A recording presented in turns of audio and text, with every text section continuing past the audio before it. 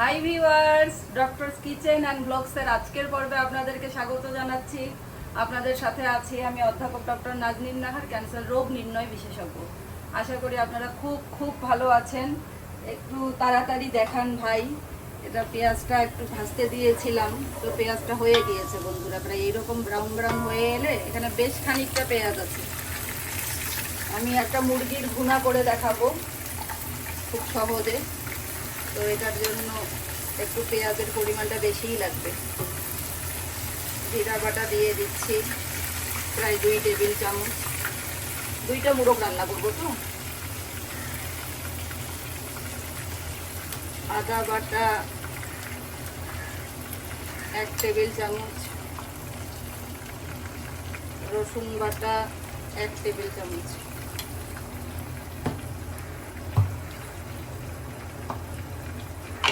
ঝালটা আপনারা আপনাদের পছন্দ মতো দিবেন বন্ধুরা।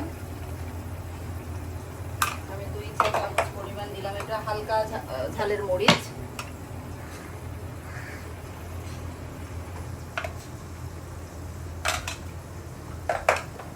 হলুদ, লবণ,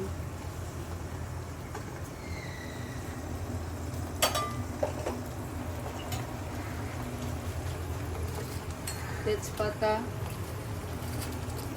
দারচিনি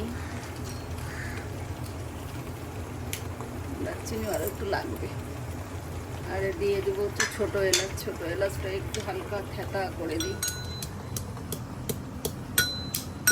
এই ধরনের হামানদিস্তা এটা আগের দিনে নানি দাদিরা ব্যবহার করতো। কি করতো? পান সুপারি বাটতো। আমার তো দাদির পান সুপারি আমাদের রেগুলার করে দিতে হতো। সজনের আব্বা একটু নাড়তে পারবেন? 1 মিনিট নাড়েন না। My pleasure.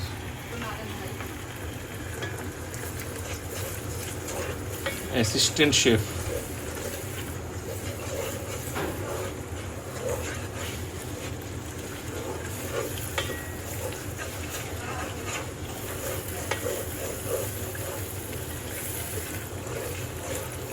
দেখা যাক নাড়তে নাড়তে যদি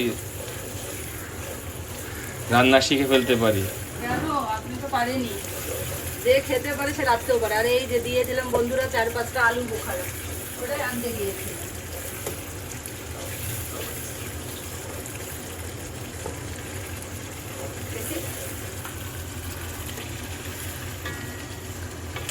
আমার দাগ ডাকালিটা দেখাইতে হবে একদিন। এই খানগুলাকে 2 ভাগ করে দিয়েছি, ছোট ছোট টুকরা করছি, রানগুলা গোটা রাখছি আর বাকি সবই ছোট ছোট টুকরা করছি। ভুনার সময় একটু ছোট ছোট টুকরা ভালো লাগে। এই দেশি মুরগিগুলো এইভাবে খেতে আমার ভালো লাগে। যাই রান্না করবো উনি তাই বলবে ওনার ভালো লাগে। আমি তো ঠিক এটাই চেয়েছিলাম। না না না না না, রিয়েলি আমি আজকে ঠিক এটাই মনে মনে চেয়েছিলাম। নিরপেক্ষভাবে বলতেছি যে এই ভুনাটাই আমার প্রায়োরিটি। ভুনা এবং ঝোল যদি থাকে আমি ভুনাটাই নিব, আর ঝোলটা ইন অ্যান এভারেজ সবসময় খাই।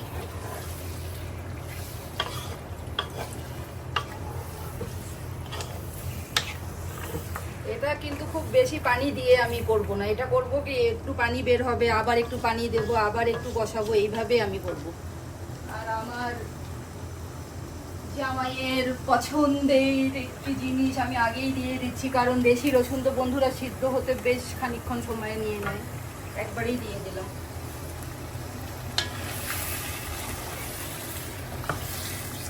এই রসুনগুলো না যখন সিদ্ধ হয়ে যায় এবং বেশি দিলাম না। মাংসের মশলাটা যখন এর মধ্যে যখন ঢুকে যায় ভালোই লাগে। একটা পিকল, একটা গার্লিক পিকল উইথ চিকেন বলা যায় আর chicken pickle, chicken marinated garlic pickle. এখনই খেয়ে ফেলতে পারবেন আপনি এটাকে। আচ্ছা, আমার ছোটবেলার একটা গল্প মুরগি প্রসঙ্গে মনে পড়ছে। মুরগির ভেতরে, মুরগির রানের হাড়ের ভেতরে ইয়ে থাকে না, ওই যে ক্যালসিয়াম যে থাকে একটা, ওইটা তো কিন্তু ছোট বাচ্চারা কিন্তু বোন মারো আর কি, আমরা বলতাম ছোটবেলায় ক্যালসিয়াম। তো ওইটা খাওয়ার জন্য কিন্তু ছোট বাচ্চাদের অনেক আগ্রহ থাকে। আমার ছেলে কিন্তু এই পর্যন্ত এটা আমি বের করে খাওয়াই। তো এটা খাওয়ার জন্য আমি একদম মানে খুবই মরিয়া ছিলাম, একেবারে ছোট আমি তো। বাসায় তো খেতামই, ভাইয়ারা যেই খাক, আমি বাসার মধ্যে আসলে তখন আমিই খেতাম। তো যাই হোক, এখন কি হয়েছে, আমার এক খালাতো কাজিন খেতে বসেছে। তো অনেক বড় আমাদের চেয়ে বয়সে, ইনফ্যাক্ট আমার বড় বোনের চেয়ে উনি বড়, ঠিক আছে। তো রান দিয়ে খেয়েছে, রান খেয়ে সে আর ওইটা হাড়টা যে ভেঙে ভেতরের মানে ক্যালসিয়ামটা খাবে, বোন ম্যারোটা খাবে, ওটাকে আমার ছেলে বলে মঙ্গস, তো ওটা যে খাবে এটা শেয়ার করেনি, সাইডে রেখে দিয়েছে। এখন আমি দূর থেকে দাঁড়িয়ে দেখছি যে সে এটা খাচ্ছে, আমি বলি কি ভাইজান তুই কি আমাকে একটু হাতটা দিবি, তুই হাতটা কি একটু আমাকে দিবি, আমি একটু চিবিয়ে চিবিয়ে খেতাম। বলে কি না খা, কয়টা চাস তুই নে। হাসতে হাসতে তোমার সেই মঙ্গস খাওয়া তো এখনো চলছে, অন্যভাবে তুমি মঙ্গস যখন ছেলেকে খাওয়াও ইনশাআল্লাহ।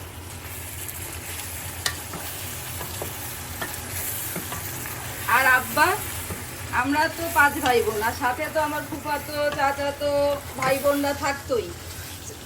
আমাদের সঙ্গে 3-4 জন লেখাপড়া করতো রেগুলার আমাদের সঙ্গে থেকে। যাই হোক, এখন হয়েছে কি, আব্বা সবসময় বলে কি যে গলা গিলাগুলাই ভাগে পড়ে আমার, কারণ আমরা তো সব ভালো ভালো খেয়ে ফেলতাম। আসলে তো ছোটোবেলায় তো এতটা জ্ঞান আমাদের ছিল না যে আব্বা কী খাচ্ছে, আম্মা কী খাচ্ছে। যাই হোক, যখন একটু আমাদের জ্ঞান হলো তখন এই কথাটা মনে হলো যে আচ্ছা, আমরা নিজেরাই তখন খেয়াল করলাম যে আচ্ছা কী ব্যাপার, আব্বা তো আসলে খুব ভালো একটা পিস খায় না, বা আম্মা তো খুব একটা ভালো পিস খায় না। তো আমরা একদিন বুদ্ধি করেছি ভাই বোনরা মিলে, তো মোরগ রান্না হচ্ছে, তো বলেছে আজকে মোরগ কোনো পিস পিস হবে না, 4টা একদম রোস্টের মতো পিস হবে। ওভাবে করে আম্মাকে দিয়ে রান্না করিয়েছি। কড়াইয়ে একটা মুরগি 4টা পিস, হ্যাঁ একটা মুরগি 4টা পিস হবে। তো এরকম মনে করেন 4টা মোরগ রান্না হয়েছে। রান্না তো মোরগ হলে 3-4টা একসাথে হয়েছে। রান্না করছে আম্মা, আব্বাকে 2 জনকে আগে বসাইছি। বসায়ে আগে হচ্ছে তাদেরকে তুলে দিয়ে যে আজকে তোমরা প্রথমে খাবা, এরপরে আজকে আমরা খাবো। তারপরে কি হলো? তারপরে তো আব্বা তো মানে কি বলবো, আর আব্বা তো মানে একদম বাকরুদ্ধ হয়ে গেছে, ইমোশনাল। কি করলি এটা কি করলি তোরা। বললাম যে আব্বা আসলেও তো আমরা তো খেয়াল করি না, ছোট মানুষ আমরা, নিজেদের আসলে এইভাবেই ছোটদের উচিত খেয়ে ফেলি, বড়দের তোমরা আজকে শান্তি মতন আগে খাও, আমরা তারপরে খাবো। কত বছর বয়স তখন তোমাদের? তখন কত হবে, আমি তখন আমার 7 হবে বা 7 বছর বয়সে তুমি এত কিছু খেয়াল করলা? বড় আপারা ছিল, ভাইয়ারা ছিল, ও সবার মিলে প্ল্যান। তারপরে বড় আপা তো রংপুর মেডিকেল কলেজে পড়তো, তাই না? তো বড় আপা রংপুর মেডিকেল কলেজ, আমার আর সন্ধান ভাইয়ের প্ল্যান ছিল মূলত। বড় আপা রংপুর মেডিকেল কলেজে পড়তো, তো আম্মা গিয়েছে আপার কাছে, তা আমি রান্না করেছি। খাসি মোরগ ছিল, আমি কিন্তু আবার খাসি করাতে পারি মোরগ। তো মোরগের খাসি আমি রান্না করেছি আলু দিয়ে। তো আব্বা খেতে বসছে, খাওয়ারও রেডি টেবিলের উপরে খেতে বসছি। আব্বা নামাজ পড়ে আসছে দুপুরে, কলেজ থেকে এসে, মানে আমি স্কুলে পড়ি, আব্বা তো কলেজের ভাইস প্রিন্সিপাল ছিল, আগেই বলেছি আপনাদেরকে। তো খেতে বসেছি, এখন আব্বা বারবার বলে যে মা তুমি আমাকে একটু তরকারি তুলে দাও। তা আমি আবার জিনিসটাকে এতটা গ্রাহ্য করি নাই, আমি চুপচাপ আছি বা কোনো একটা অন্য কি তালে ছিলাম আমি বুঝতে পারলাম না। তো আব্বাও খাচ্ছে আমিও খাচ্ছি, আব্বাও তুলে নিয়ে খেলো, আমিও তুলে নিয়ে খেলাম। এখন এরপরে যখন গিয়ে ঘরে গিয়েছি, রেস্ট নিচ্ছি আব্বা সহ বসে, একটু আমরা তখন একটু মজার মজার গল্প করতাম। এখন আব্বা বলে কি মা তুই এটা একটা কাজ করলি। আমি বললাম কেন আব্বা, তুই একটু তুলে দিলি না তরকারি আমাকে। আমি তো তুমি নিজে নিলে তো শান্তি মতো নিতে পারবা, আমাকে নিজে নিলে কি বেশি নেওয়া যায় বোকা, আমি তো আশায় ছিলাম তুই তুলে দিবি, বেশি বেশি করে আমাকে তুলে দিবি। এরপর থেকে আমার আর কখনোই মিস হয় নাই যে আব্বা খেতে বসছে আর আমার সুযোগ আছে আব্বাকে তুলে দেওয়ার। কেন তখন বললে না, বলে এটা লজ্জায় বলা যায়, এখন খাওয়া শেষ, এখন তোকে আমি বলতেছি। কিন্তু তখন থেকে আব্বাকে সবসময় আমি তুলে দেওয়ার চেষ্টা করেছি, যখন আমার জ্ঞান হয়েছে, যে আমি সুযোগ পেয়েছি, সবসময় আব্বাকে আমি তুলে তুলে খাওয়াইছি। এই যে তুমি তোমার ছোটবেলা থেকেই আব্বার প্রতি যে তোমার এই যে ভালোবাসা, এটা তো আমার মনে হচ্ছে ছোটবেলা থেকেই যেভাবে ছিল বড় বেলায়ও ঠিক একই রকমই থেকেছে, বরং আরো বেড়েছে আমার যেটা মনে হয় পরে জ্ঞান বুদ্ধি আরো বাড়ার পরে। ভাই আপনিও শ্বশুরের জন্য যা করছেন, আপনার শ্বশুর আপনার জন্য যা দোয়া করে গেছে, একটু তো অল্প পানি দেই। আমি মনে করি যে এখান থেকে আমাদের সবারই শেখার আছে আসলে, যে নিজেদের বাবা মায়ের প্রতি, বাবা মা শুধু না, শ্বশুর শাশুড়ি সবার প্রতি, এই সিনিয়র সিটিজেনদের প্রতি আমাদের আসলে বিশেষ নজর থাকা দরকার। ওনারা যেন কোনোভাবেই কষ্ট না পায়, ওনারা যেন আনন্দে থাকে এবং সুখে থাকে। তো এটা একটু হোক, এটা 5-7 মিনিট একটু সিদ্ধ হোক। তো বন্ধুরা, আমার রান্না মোটামুটি কমপ্লিট। এটা একদম ঘন একটা ঝোল আছে, পরে যখন আবার খাওয়ার সময় গরম করব ওটুকু আবার টেনে নেব, এই জন্য একটু রেখে দিলাম। তো এইরকম একটা ভুনা খুব সহজেই করে ফেললাম। তো আপনারা রেসিপিটি ভালো লাগলে ট্রাই করবেন, অবশ্যই ভালো লাগবে, বাসায় ট্রাই করবেন। আর আমার ভিডিওটি ভালো লাগলে বন্ধুরা আমার চ্যানেলটিকে সাবস্ক্রাইব করবেন, ভিডিওটিতে একটি লাইক দিবেন। আপনারা সবাই খুব খুব ভালো থাকবেন সেই প্রত্যাশায়। আল্লাহ হাফেজ।